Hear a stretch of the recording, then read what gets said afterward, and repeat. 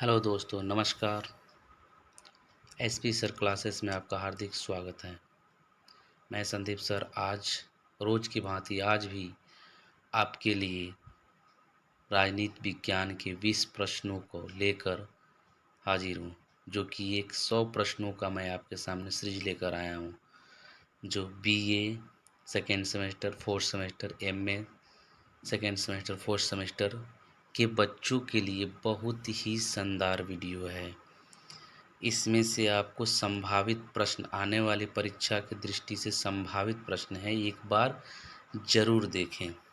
अगर आपने अभी तक हमारे चैनल को सब्सक्राइब नहीं किया है तो चैनल को सब्सक्राइब करें, लाइक करें। आइए चलते हैं पहले प्रश्न पे। किसने नौकरशाही को सत्ता का एक प्रकार बताया है? किसने नौकरशाही को सत्ता का एक प्रकार बताया है? ऑप्शन है ए क्या मैक्स वेबर, क्या जे.एस. मिल, क्या जॉन लॉक, क्या एल्टन मेयो। तो आपका ऑप्शन इसमें सही तो हो जाएगा मैक्स वेबर। मैक्स वेबर ने नौकरशाही को सत्ता का एक प्रकार बताया है। ठीक है, मैक्स वेबर नौकरशाही जो होते हैं ब्यूरोक्रेट्स, वह सत्ता का एक प्रकार है। हम तो ब्यूरोक्रेट्स को देखते नहीं, हम तो जानते हैं कि कोई भी नेता ही हमारे लिए क्या करता है, कोई भी योजना का क्रियान्वयन करता है, लेकिन ऐसा नहीं है। जो भी योजनाएं हमारे बीच आती है वह नौकरशाहों द्वारा तैयार की जाती है। नेता उसका घोषणा करता है, अनाउंसमेंट करता है। ठीक है, इसलिए हम समझ पाते हैं कि यह फला व्यक्ति द्वारा किया गया, लेकिन वह नौकरशाहों द्वारा तैयार किया गया ब्लूप्रिंट होता है। ठीक है, जे.एस. मिल ने स्वतंत्रता संबंधी सिद्धांत दिया है। जॉन लॉक को उदारवाद का जनक कहा जाता है और एल्टन मेयो को मानवतावाद का जनक कहा जाता है। ठीक है, आइए चलते हैं नेक्स्ट प्रश्न पे। अगला 41 है ये। 2 दिन में हमने आपको 40 प्रश्न बताया है, 41। अब नेक्स्ट प्रश्न है आपका 42। अगला प्रश्न आपके सामने है। किसने कहा कि साम्राज्यवाद का उच्चतम रूप पूंजीवाद है? साम्राज्यवाद का उच्चतम रूप पूंजीवाद है। क्या option A Stalin, option B Marx, C Lenin और डी ग्रामसी। तो इसका आंसर आपका हो जाएगा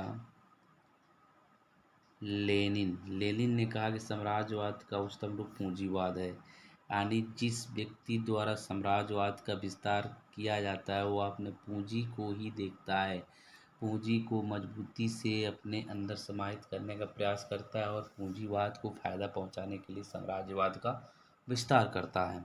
ठीक है, मार्क्स ने अतिरिक्त मूल्य का सिद्धांत दिया था, वर्ग संघर्ष का सिद्धांत दिया था, भौतिक द्वंद्वात्मक सिद्धांत दिया था। यह मार्क्स का सिद्धांत है। आइए चलते हैं नेक्स्ट प्रश्न पे। अगला अगला प्रश्न आपके सामने है। सकारात्मक उदारवाद का समर्थक कौन है? सकारात्मक उदारवाद का समर्थक कौन है? तो क्या हाफ्स, क्या लॉक, क्या जे.एस. मिल, क्या जबोदा। तो इसका ऑप्शन आपका सही हो जाएगा जे.एस. मिल। जे.एस. मिल ने सकारात्मक उदारवाद का समर्थक है।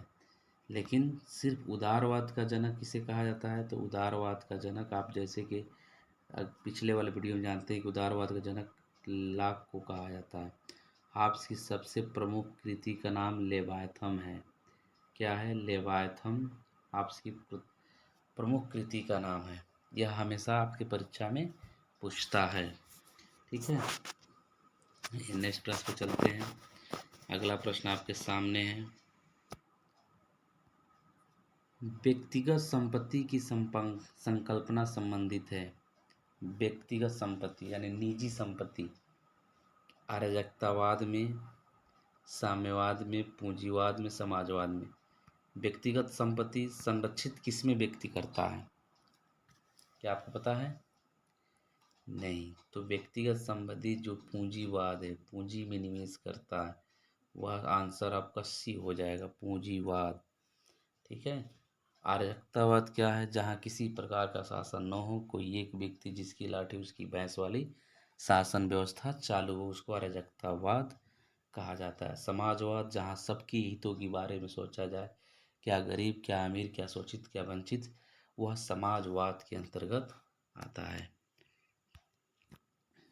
आइए नेक्स्ट प्रश्न में चलते हैं। नेक्स्ट प्रश्न आपके सामने है अगला।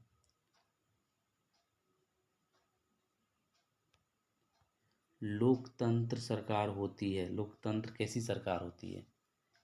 किसी एक व्यक्ति की, जनता की, विशेष प्रकार के समूह, इनमें से कोई नहीं। तो जैसे कि आप सभी लोग जानते हैं, लोकतंत्र किसी एक व्यक्ति की नहीं, जनता की सरकार होती है। क्या आप लोग अब्राहम लिंकन की परिभाषा याद है? अगर याद है तो कमेंट बॉक्स में ज़रूर लिखिए। में उसने कहा, अब्राहम लिंकन ने कहा था, लोकतंत्र जनता के लिए, जनता के द्वारा जनता का शासन है। ठीक है, तो इसमें जनता द्वारा, जनता हो जाएगा ऑप्शन। आइए नेक्स्ट प्रश्न पे आपको चलते हैं। नेक्स्ट प्रश्न आपके सामने है।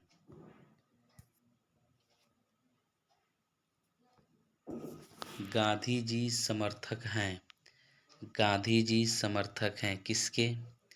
तो गांधी जी समर्थक है अराजकतावादी दर्शन का। ऑप्शन ए उदारवाद, ऑप्शन बी अराजकतावाद, समाजवाद, समाजवाद। तो गांधी जी अराजकतावादी समाजवाद के समर्थक हैं। ठीक है। नेक्स्ट प्रश्न आपका है अगला। किस विचारक ने संपत्ति को एक प्राकृतिक अधिकार के रूप में समर्थन किया है? क्या हाब्स, क्या एडम स्मिथ, क्या जॉन लॉक, क्या रूसो? तो इसका ऑप्शन आपका हो जाएगा जॉन लॉक। जॉन लॉक ने प्राकृतिक अधिकार, संपत्ति को एक प्राकृतिक अधिकार के रूप में दिया। जॉन लॉक कहता है कि व्यक्ति जन्म से ही जो उसके संरक्षण में है वो उसी का है, प्राकृतिक संपत्ति का वो समर्थन करता है। ठीक है। आइए नेक्स्ट प्रश्न पर चलते हैं। नेक्स्ट प्रश्न आपका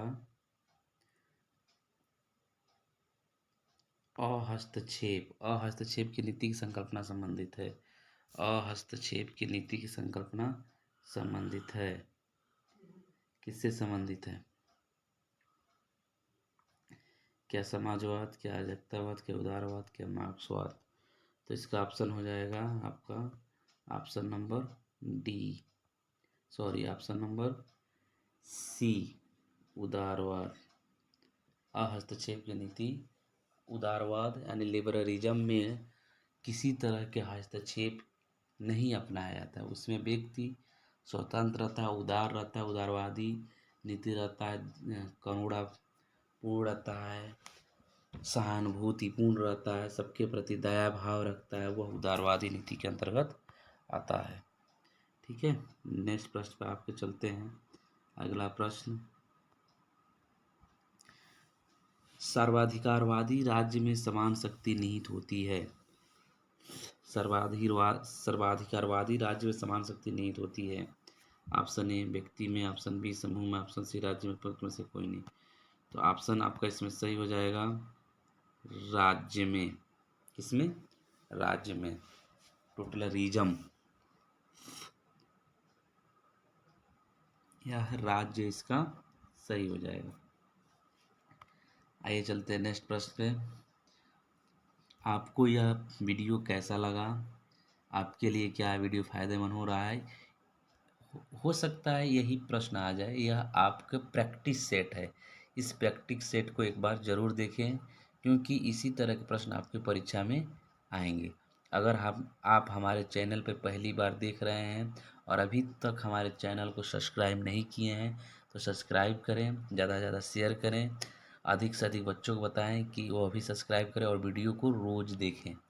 ठीक है, एक बार वीडियो को ज़रूर देखें और पूरा देखें, क्योंकि पूरा देखेंगे तभी आपको पूरा क्वेश्चन समझ में आएगा और आपकी आने वाली परीक्षा के लिए उपयोगी होगा। ठीक है। आइए चलते हैं नेक्स्ट प्रश्न पर। इसका तो आंसर हो गया वही सी। आइए नेक्स्ट प्रश्न आपके सामने है। 50 नंबर। यह एक किताब है थ्योरी ऑफ जस्टिन। पुस्तक निम्न से किस लेखक की रचित है?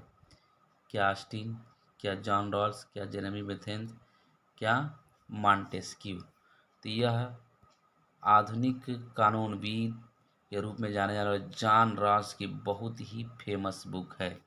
किसकी? जॉन रॉल्स की बहुत ही फेमस बुक है। एक मॉन्टेस्क्यू की बुक का नाम हमें याद आ रहा है, spirit spirit of laws. Spirit of laws इसका बुक है मॉन्टेस्क्यू का, ठीक है। लेकिन जस्ट थ्योरी ऑफ जस्टिस ये जॉन रॉल्स की किताब है, ठीक। आगे चलते हैं नेक्स्ट प्रश्न पे। नेक्स्ट प्रश्न आपके सामने है, जी हाँ दोस्तों, आपके सामने नेक्स्ट प्रश्न है, निम्न में से कौन सी विचारधारा राज्य विहीन समाज के विषय में विचार करती है? देखिए एक ही प्रश्न को दो तरह से तीन तरह से घुमा के दे रहा है, इसी तरह से प्रश्न आपके सामने भी आएगा, ठीक है। यह भी प्रश्न उसी तरह का है, राज्य विहीन। राज्य विहीन कौन से कहेगा? जिसकी लाठी उसकी भैंस वाली शासन व्यवस्था राज्य विहीन समाज की रूपरेखा को तलाशता है, क्योंकि वह चाहता है कि हम ही सर्वे सर्वा रहे, हमारे ही सभी लोग सुने, हम किसी का ना सुने। वह अराजकतावादी विचारधारा वाला व्यक्ति ही ऐसा कर सकता है। तो इसका ऑप्शन भी इसका ऑप्शन अराजकतावाद हो जाएगा, जहाँ किसी व्यक्ति का शासन नहीं, जो जैसा चाहे, जो बलवान है वो निर्बल पर क्या करेगा? शासन करेगा। वह अराजकतावादी व्यवस्था के अंतर्गत आता है, ठीक है। आइए नेक्स्ट प्रश्न आपके सामने है 52। निम्न में से कौन सा अराजकतावाद से संबंधित है?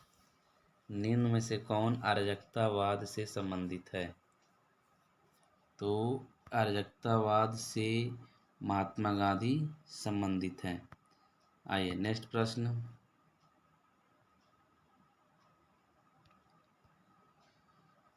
निम्न में से कौन सा गैर लोकतांत्रिक देश है? गैर लोकतांत्रिक देश है।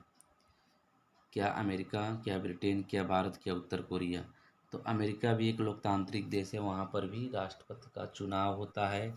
और ब्रिटेन भी लोकतांत्रिक देश है, वहाँ प्रधानमंत्री का चुनाव होता है, लेकिन जो वहाँ का राष्ट्राध्यक्ष है वो वंश परंपरागत के अंतर्गत चलता है। यह मत कहिएगा कि ब्रिटेन लोकतांत्रिक देश नहीं, ब्रिटेन भी लोकतांत्रिक ही देश है। वहाँ का असली शक्ति मंत्रिमंडल के अंतर्गत यानी संसद के अंतर्गत, संसद वहाँ की सर्वोच्च होती है, ठीक है। तो ब्रिटेन भी गैर लोकतांत्रिक देश है, लोकतांत्रिक देश है, ठीक। भारत भी लोकतांत्रिक देश है, भारत में भी प्रधानमंत्री किसी वंश परंपरागत नहीं होता है, यहाँ पे भी राष्ट्रपति और प्रधानमंत्री का चुनाव होता है, ठीक है। उत्तर कोरिया आपका ऐसा देश है जहाँ आज भी तानाशाही व्यवस्था है। तानाशाही यानी एक व्यक्ति का शासन, वह शासन जो अपने हिसाब से, अपने रूप से, अपने तौर तरीके से चलाने का प्रयास करता है, किसी की उसमें सलाह मशवरा काम नहीं करती, वह जैसे चाहता है वैसे सरकार को, राज्य को चलाने का प्रयास करता है, वह गैर लोकतांत्रिक देश है, ठीक है। लेकिन अमेरिका, ब्रिटेन और भारत गैर लोकतांत्रिक देश नहीं है, यह लोकतांत्रिक देश है, यानी जनता की शासन वाला यह देश है। जनता इसमें सर्वे सर्वा है, लेकिन उत्तर कोरिया में जनता सर्वे सर्वा नहीं है। वहाँ किम जोंग, आप नाम सुने होंगे, किम जोंग करके जो व्यक्ति है वह तानाशाही व्यक्ति है, वह अपने हिसाब से देश को चलाने का प्रयास करता है। सन की जिसको पागल कहा जाता है, सन की पागल, ठीक है। आइए नेक्स्ट प्रश्न में चलते हैं। नेक्स्ट प्रश्न क्या है आपका? धर्मनिरपेक्षवाद का तात्पर्य है। ऑप्शन ए राज्य का अपना धर्म, ऑप्शन बी राज्य का कोई धर्म नहीं, ऑप्शन सी राज्य गैर धार्मिक, ऑप्शन कोई नहीं। तो कहा जाए इसमें तो ऑप्शन आपका बी सही हो जाएगा कि राज्य का कोई धर्म नहीं। क्या होगा? राज्य का कोई धर्म नहीं। वह देश क्या है? धर्मनिरपेक्ष है। जैसे भारत एक धर्मनिरपेक्ष देश है, यह किसी भी धर्म को मान्यता नहीं देता कि यह हमारे देश की एकल धर्म है। यहाँ सभी धर्मों के लोग वास करते हैं। इसलिए भारत के संविधान में भी 42वां संविधान संशोधन द्वारा, 42वां संविधान संशोधन 1972 द्वारा 1972 द्वारा संशोधन किया गया था, जिसमें धर्मनिरपेक्ष या पंथ निरपेक्ष की बातों को रखा गया था। धर्मनिरपेक्ष या पंथ निरपेक्ष की बातों को रखा गया था। उसमें कहा गया कि भारत एक धार्मिक देश नहीं बल्कि धर्मनिरपेक्ष राज्य है, जहाँ पे सभी धर्मों को समान रूप से देखने की बात की जाती है। हमारे संविधान में वर्णित है। कितना संशोधन? 42वां संशोधन 1972 के द्वारा, सॉरी 1976 के द्वारा, 1976 के द्वारा यह संशोधन हुआ था। 42वां संशोधन 1976 के द्वारा ये हुआ था। ठीक है, बाय मिस्टेक। आइए नेक्स्ट। लेकिन क्या धार्मिक देश कौन सा है? जैसे पाकिस्तान। क्या अमेरिका एक धार्मिक राज्य है? नहीं, वह भी एक धर्मनिरपेक्ष राज्य। वहाँ पर भी सभी धर्मों को समान रूप से भाव भेद देखा जाता है। वह भी एक धर्मनिरपेक्ष राज्य है। उसके भी संविधान में इस तरह की बातें कही गई है और धर्मनिरपेक्षता के निष्पक्षता के अंतर्गत चलता है। आइए नेक्स्ट प्रश्न पे चलते हैं। आपको 56, निम्न में से कौन एक पूंजीवाद देश है? निम्न में से कौन एक पूंजीवाद देश है? क्या चीन, क्या रूस, क्या उत्तर कोरिया, क्या ब्रिटेन? नहीं, इसमें आपका ऑप्शन डी पूंजीवाद देश ब्रिटेन है। ये तो साम्यवादी देश है। यह समाजवादी का रूप मिश्रित साम्यवाद देश है। उत्तर कोरिया तो आप जानते ही हैं, यह तानाशाही देश है। यहाँ पता नहीं किस तरह की व्यवस्थाओं को चलाता है, वो अपने हिसाब से चलाने का प्रयास करता है, किसी चीज़ को मानता नहीं है। आइए नेक्स्ट प्रश्न में चलते हैं। 56, न्यू लेफ्ट सिद्धांत का प्रतिपादक कौन है? न्यू लेफ्ट सिद्धांत का प्रतिपादक आपके सामने ऑप्शन है। क्या हर्बर्ट मार्क्यूज, क्या ग्रामसी, क्या बर्नस्टीन, क्या कार्ल मार्क्स? तो इसका ऑप्शन आपका सही हो जाएगा option A Herbert Marquess. Herbert Marquess new left सिद्धांत का प्रतिपादक है। ठीक है, आइए नेक्स्ट प्रश्न पे चलते हैं। नेक्स्ट प्रश्न आपके सामने है। सामाजिक न्याय संबंधित है। ऑप्शन ए समाज के साथ न्याय, व्यक्ति के साथ न्याय, राज्य के साथ न्याय। तो इसका क्या आंसर हो जाएगा? तो सामाजिक न्याय क्या होगा? समाज के साथ न्याय। किसके साथ? समाज के साथ। जो व्यक्ति सोशल के साथ सारे व्यक्तियों को एक साथ एक नज़रिए से देखने का प्रयास करता हो, सामाजिक न्याय के अंतर्गत आता हो। किसी को राजा हो या रंक हो, सबको एक समान से देखने की बात ही क्या है? सामाजिक न्याय कहलाती है। ठीक है, आइए नेक्स्ट प्रश्न पे चलते हैं। 58, वितरात्मक न्याय की संकल्पना दिया था। वितरात्मक न्याय की संकल्पना दिया था John Rawls, B doctor Bhimrao Ambedkar, option C Austin और ऑप्शन डी थॉमस एक्विनास। तो इसमें आपका ऑप्शन ए हो जाएगा जॉन रॉल्स। John Rawls. ठीक है, आइए चलते हैं नेक्स्ट प्रश्न पे। नेक्स्ट प्रश्न आपके सामने है। कौन सा अनुच्छेद भारतीय संविधान में पंथ निरपेक्षता या धर्मनिरपेक्षता, इसी को धर्मनिरपेक्षता भी क्या किया जाता है? बोला जाता है। पंथ निरपेक्षता या धर्मनिरपेक्षता से संबंधित है। ठीक है, तो पंथ निरपेक्षता शब्द 1942वां संविधान संशोधन 1976 में संविधान के प्रस्तावना में जोड़ा गया था। किसमें? प्रस्तावना में जोड़ा गया था। उस समय 3 शब्द जोड़े गए थे। पहला पंथ निरपेक्षता, दूसरा समाजवाद और तीसरा अखंडता। इन तीनों चीज़ों को क्या किया गया था? जोड़ा गया था। कब? तो 1976 में 42वां संविधान संशोधन द्वारा।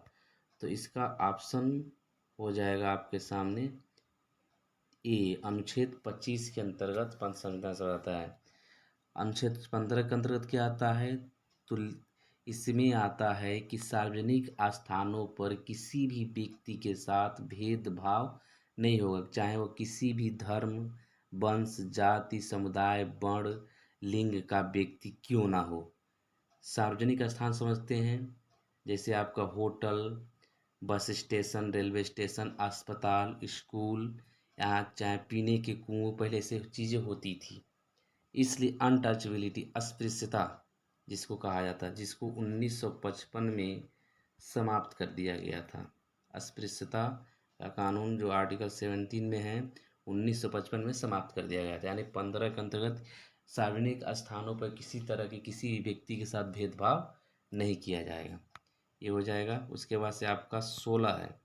आर्टिकल 16 क्या कहता है? तो आर्टिकल 16 आपका कहता है कि लोक नियोजन के क्षेत्र में, यानी सरकारी क्षेत्र में, किसी भी व्यक्ति को जाति, धर्म, लिंग, वर्ण के आधार पर भेदभाव नहीं किया जाएगा। अगर किसी व्यक्ति किसी भी जाति का हो, अगर उसे किसी सरकारी नियोजन में नौकरी लगती हो, तो वहाँ का अधिकारी उसे यह न कहकर उसे कहेगा कि हम आपको ज्वाइनिंग नहीं कराएंगे, फला व्यक्ति के हैं, फला लिंग से हैं, फला वर्ण के हैं, फला वंश के हैं।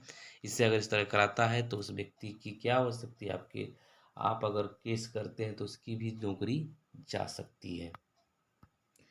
और अनुच्छेद 32 क्या है? अनुच्छेद 32 संविधान की आत्मा है। क्या है? किसने कहा? तो डॉक्टर भीमराव अम्बेडकर, भारत के पहले कानून मंत्री। कौन? डॉक्टर भीमराव अम्बेडकर ने अनुच्छेद 32 को संविधान की आत्मा कहा है। से इसको संवैधानिक उपचारों का अधिकार भी कहा जाता है। ठीक है। आइए आज का अंतिम प्रश्न। आइए नेक्स्ट प्रश्न है आपका अंतिम प्रश्न, समाजवाद का कौन सा प्रकार नहीं है? तो समाजवाद का आपका ऑप्शन ए फेबियनवाद, श्रेणी समाजवाद, श्रमिक समाजवाद, तो ऑप्शन डी अराजकतावाद। ठीक है, ये आपका ऑप्शन आपका सही हो जाएगा, समाजवाद का प्रकार नहीं है। जी हाँ दोस्तों, आपको यह वीडियो कैसा लगा एक बार कमेंट बॉक्स में ज़रूर बताएं। और आपको यह वीडियो हेल्पफुल होगा, सहायक होगा, बहुत ही सहायक होगा, और आपके आगे की पढ़ाई के लिए बहुत ही फायदेमंद होगा। अगर आपने हमारे चैनल को आप हमारे चैनल को अगर देख रहे हैं, अभी तक सब्सक्राइब नहीं किए हैं तो सब्सक्राइब कर लेंगे, क्योंकि जो भी वीडियो हम डालेंगे वो आपका नोटिफिकेशन मिल जाएगा और आप उस वीडियो को देख लेंगे, तथा अपनी परीक्षा के दृष्टि से अपने पढ़ाई को मजबूत कर सकेंगे। तथा सिर्फ पढ़ाई को मजबूत नहीं कर सकेंगे, अपने मनोबल को भी ऊंचा कर सकते हैं। आप एक अच्छे विद्यार्थी के नाते अपने पढ़ाई को इम्प्रूव और अपने व्यवहार को भी इम्प्रूव कर सकते हैं। पढ़ने के साथ साथ आपको यह चाहिए कि आप अपने व्यवहार में एक ऐसे सकारात्मक परिवर्तन लाएं, सकारात्मक ऊर्जा लाएं, जिससे आसपास के माहौल भी सकारात्मक रूप से हो और आप सकारात्मक ऊर्जा के साथ आगे बढ़ते रहें। आपके आसपास निगेटिविटी चलती रहेगी, वह जहाँ पॉजिटिव है वहाँ निगेटिव, निगेटिव ज़्यादा हावी रहता है पॉजिटिव पर, इसलिए निगेटिव पर ध्यान न देकर आप अपने पढ़ाई पर निरंतर प्रयास करते रहें। और जो भी चीज़ें बताई जा रही है आप ध्यानपूर्वक से सुने, किसी की बातों पर ध्यान देने की ज़रूरत नहीं है। आप पढ़ाई पर ध्यान दीजिए, आप सफल होंगे, किसी भी क्षेत्र में सफल होंगे। ठीक है, आज के लिए बस इतना ही। बहुत बहुत धन्यवाद। Thank you.